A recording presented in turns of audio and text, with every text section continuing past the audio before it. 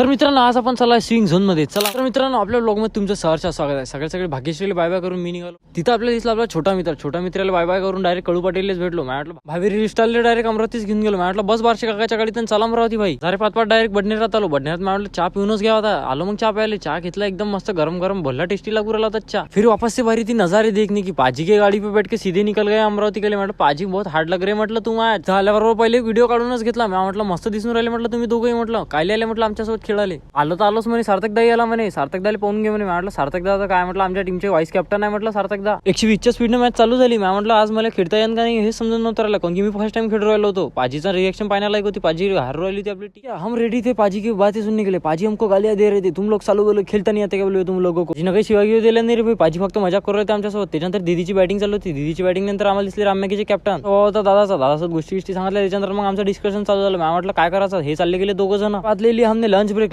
म्हणजे डब्बा आणला होता. मी म्हटलं खाऊनच घे म्हटलं पाजी चला म्हटलं. मग काय प्रपोज मारला एकमेकाले. म्हटलं पाजी येलो तुम्हाला फुल डिमांड मध्ये जाऊन कोणची वेळे चालू गेले ते सांगतोच तुम्हाला. चला पुढच्या ब्लॉग मध्ये.